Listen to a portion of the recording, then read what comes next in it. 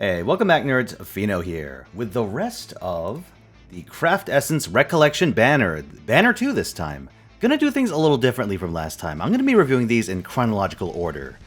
That's not necessarily by choice, because, you know, admittedly I didn't search too hard, but I couldn't find an equivalent banner for this on JP. So I had to go through and load up the CEs chronologically on the wiki, and yeah, so that's why I'm going to be jumping back and forth.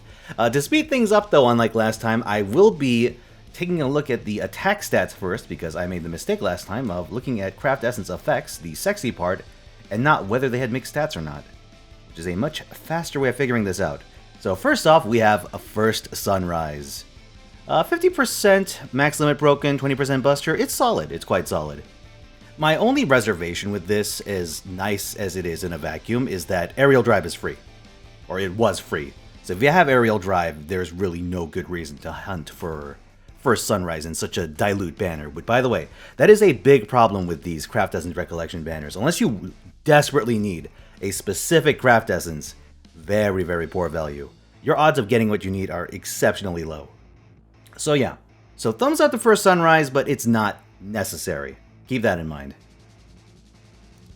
Next up, we have Firing the First Arrow. Mixed stats, get the hell out of here. One Flew Over the Cuckoo's Nest. So as we talked about with the New Year's CE from last time, these give flat QP, but a new one comes out every year, so you can just get the one from this year, New Year's 2022 instead. So don't worry about that. Q1 Jet. Quite a nice CE, full attack investment. It gives both NP damage and NP gain, which is nice. The problem with this is that you're not really using... Well, actually, no, it's not a problem. This works more or less just fine in Castoria meta. So yeah, I'd say it's actually aged fairly well. In my experience, you end up going with Black Grail over this, just for raw damage. But maybe there's an edge case where Kyudoran Jet makes sense. I don't know. I don't actually know the numbers behind this terribly well as to whether it will make the difference for a specific servant going from 0%. In a vacuum, though, this combination of effects with that stat line is quite good. So, you know, if you desperately need, or if you desperately want to complete your Kyudoran Jet, it's a possibility. Chocolatier, mixed stats, get the hell out of here. Choco Angel, full attack investment, alright. Buster and NP gain, not a great combo, not terribly impactful. Gonna skip out on that. Thumbs down. Bitter Black, we have Kiritsugu. Weirdly happy. This is actually kind of unsettling, I'm gonna be real with you. But let's see, mixed stats, not great. Healing received, it's a pretty paltry amount.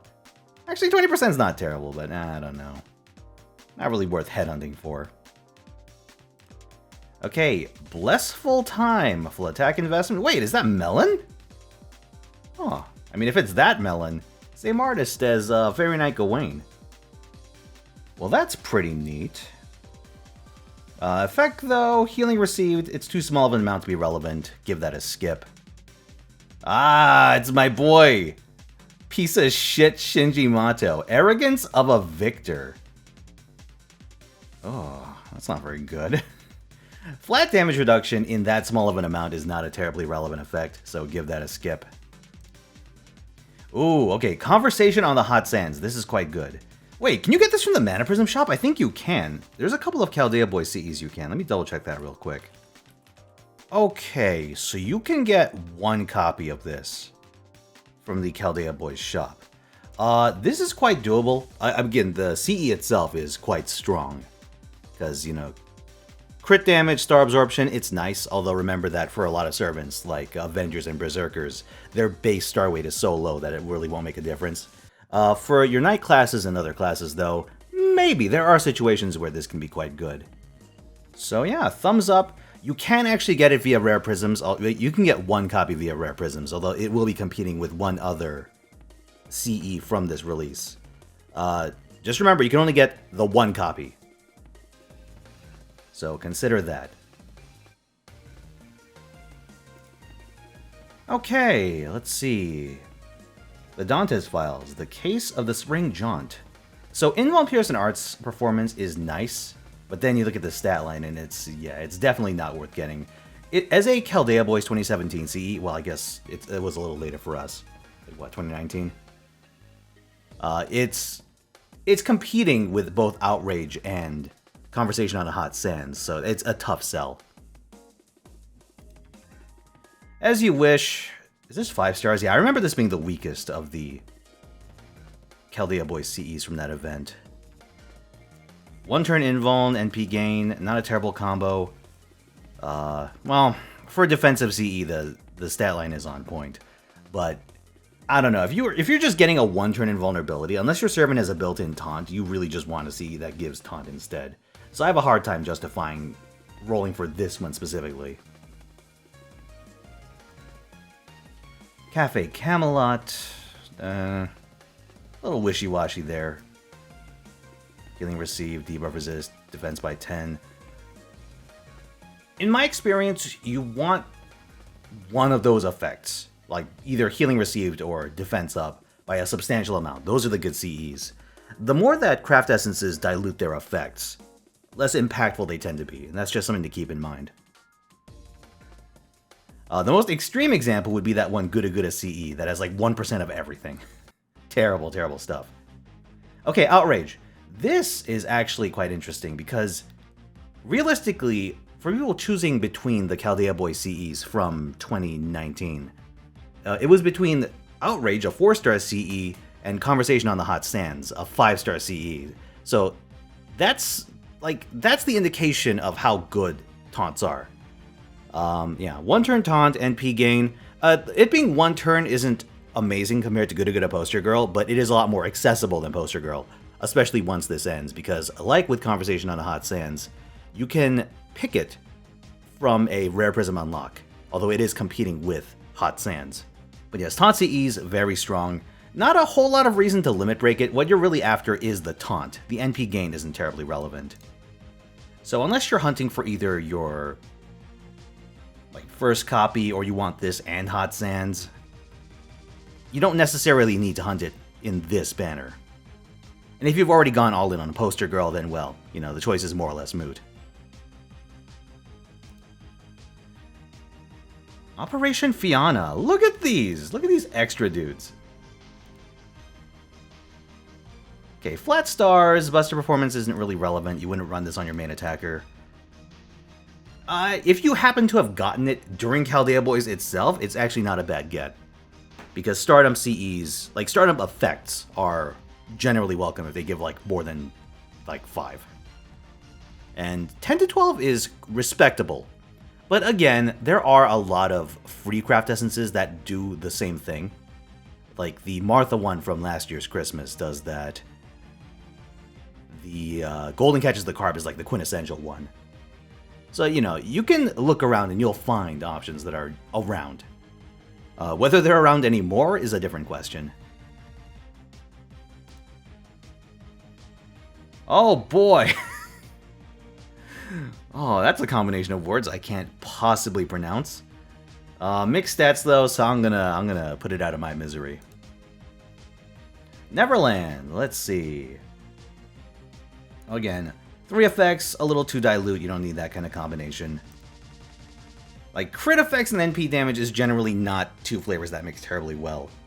Like, a craft essence would have to be pretty massively overstated to really benefit from having all 3. Hey, La Siesta. Full health investment, 100 health heal. Ugh. Oh yeah, again, this is what I'm talking about when I say that a mixture of really dilute effects is not really a good thing, so give this a skip.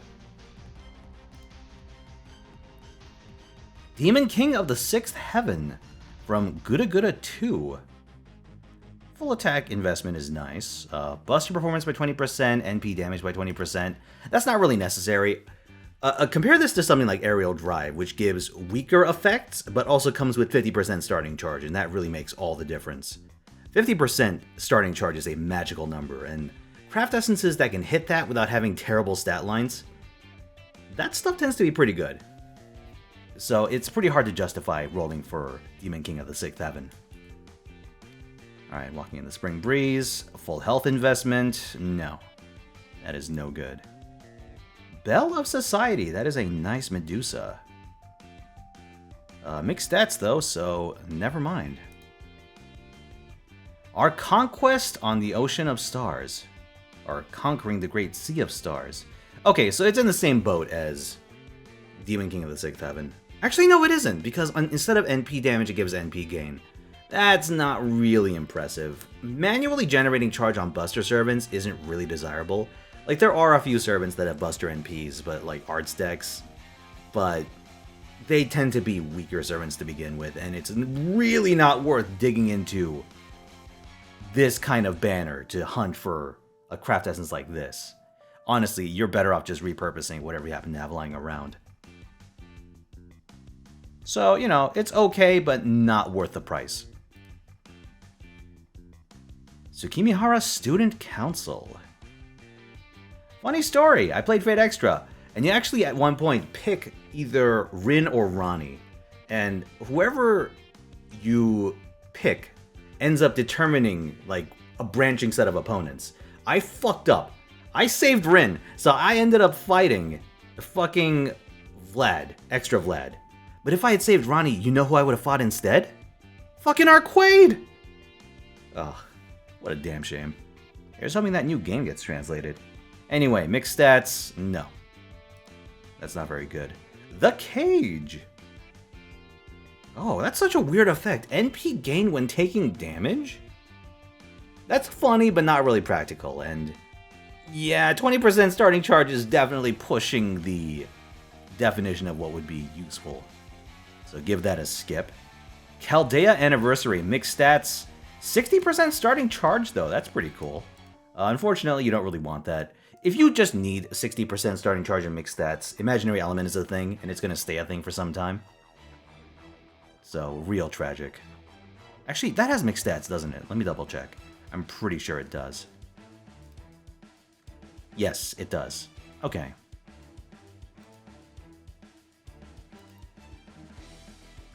Afternoon Party, mixed stats? No. That is not good. Give that a skip. Holy shit, it's amazing how many of these craft essences are just eliminated before you even, like, see their effect because they have mixed stats. Or, like, full health investment. Like, unless that effect is all utility, that is just a kiss of death right there. Your effect has to be really fucking good to justify not having full attack. And this, unfortunately, Starlight Festival does not fit that bill. Very, very small quick performance with just a little bit of star absorption. Nah, that's no good. Summer Little, real tragic. That is a bad stat line. And the combination of effects, like, you know, the NP ones go well together, but the crit damage, it feels a little just tacked on. And, you know, with stats like this, doesn't really help. White Cruising. Let's see. Mixed stats, offensive effects, yeah, that's no good.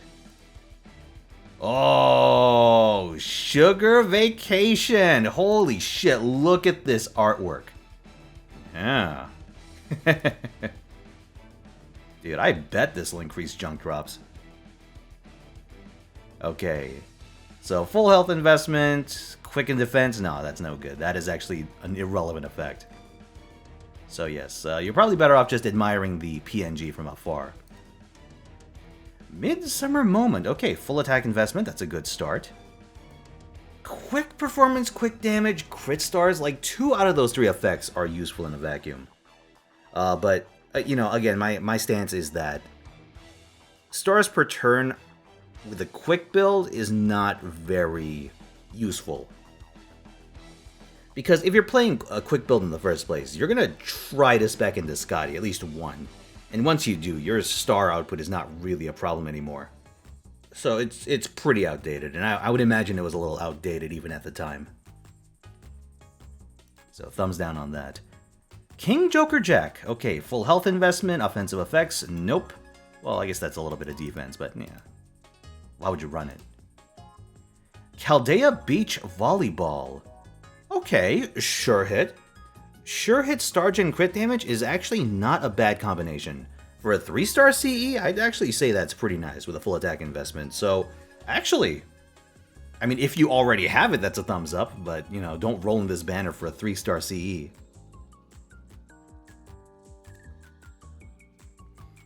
Oh, Battle Olympia! Okay, so this one is actually pretty interesting.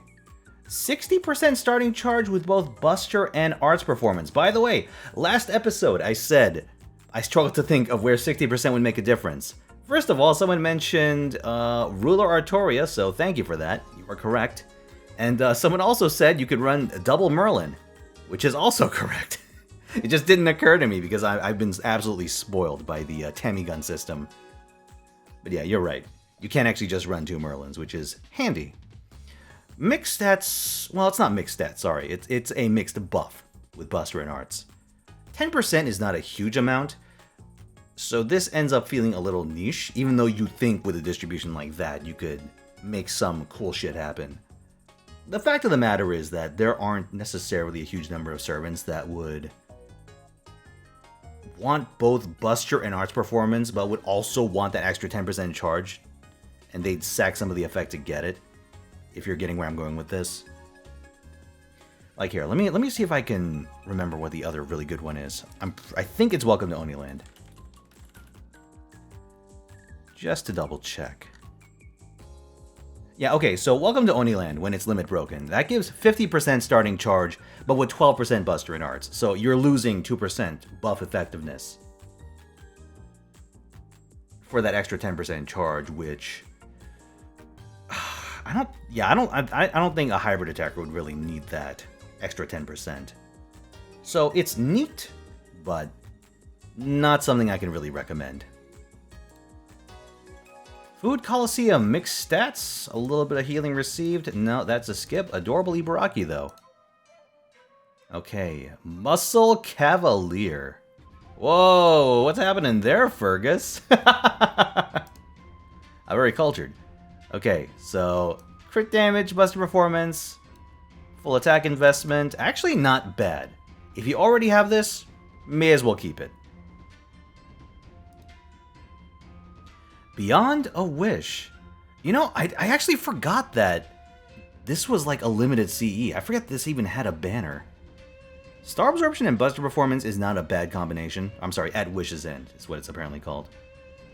So that's actually not bad. Oh, that stat line though. I should have looked at that first. Holy shit, never mind. Don't play that. Okay, Battle Companion, aka Comrades.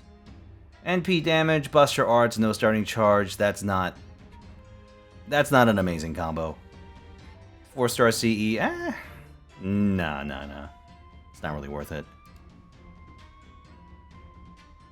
Not on a limited CE. Hey, it's that motherfucker Shinji again. Mixed stats, a bunch of debuff-related effects, no thank you. Trick or Treatment, another redrop classic. So, full attack investment, that's nice. Crit damage NP gain? That's such a weird combo. I mean, if you're running like a single target beatdown Scotty build, like maybe there's something you could do with this. That's so weird though. Like, I don't know. Unless you have a servant that specifically really wants that combo, it's not one that's really generally splashable, I would say. Because a lot of the time, if you just need crit damage, you would just go for, you know, crit damage CE. Or, you know, if you just need to NP once, you would run something like Holy Night Supper, which gives starting charge and crit damage. And NP damage to boot. Trick or Treatment, though, is in a vacuum actually solid. It's solid. I personally don't see a compelling reason to go back and like limit break it from this banner. But yeah, I guess I'd give it a thumbs up anyway. Phantom Knight, mixed stats, offensive buffs, nope, get the hell out of here. From Wonderland, another mixed stats CE with offensive buffs, yep, that is out. Starry Nights. Wait, Ishtar version and Rin version? What's the difference? Oh, I get it. It's the eye color. Okay, fair. Okay, so full attack investment, 50% starting charge, good. Buster and crit damage, actually that's nice. That is a nice combination.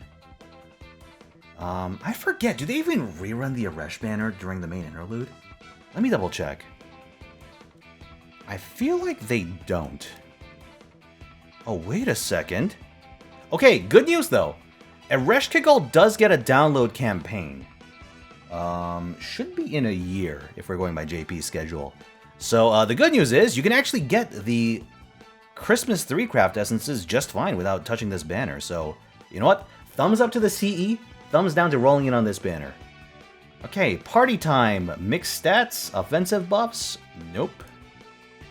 Snow Pirates, full health investment. 2 stars per turn? Evasion for 1 attack. Like, there have been situations where I've felt like just slapping craft essences like this on my front line. Especially on, like, my disposable supports. But it is so not worth it. It is so not worth trying to get this off, this banner. If you really want this, wait until... Yeah, wait until the Outrage banner comes back. New Beginning. Actually, at the time, I was really into this.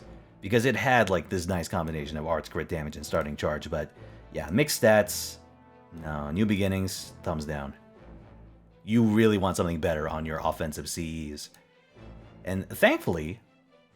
Oh my god, I can't remember what this craft essence's fucking name is called. Mark on a Smiling Face is really good and much better. So, yeah. Okay, Avalon Celebrates. Mixed stats. Star Absorption and NP Gain. Yeah, the stat line kind of kills that. Happiness is like a warm puppy. Okay, same deal as the previous Rio Craft Essence. Just wait for the Powercraft one to come out this year. Pharaoh Chocolatl. Full attack investment, that's good. NP gain, NP damage, Buster performance. I mean, look, if you already have it limit broken, good for you, but that's not really a combination of effects that's in super high demand. So I would give it a skip. First, Valentine's. Mixed stats, offensive buffs? Okay, fuck that. Witch's Kitchen. Who is that? Is that Cersei? I guess that is Cersei, wow. Okay, full health investment. Arts performance, NP gain. Yeah, you don't really need this. Like, the problem with defensively statted, like, NP gain and arts CEs is that even if you could put them on someone like, say, your waiver, you wouldn't want to do it because the utility CEs in Fate Grand Order are just too goddamn strong. Because either you'd want to run something like Prisma Cosmos to build charge on servants like Tamamo, or 2030 on ones like Waver or Merlin, or their Bond CEs, which also are pretty strong buff-wise. Or you'd like want to run one of the Stardom CEs if you're trying to do a Merlin build. The range of really powerful top-end support CEs is so good that you don't really need these like mediocre piston CEs. Or like the ones we were just looking at. As for Star of Camelot, oh god, I think this may have been the best one.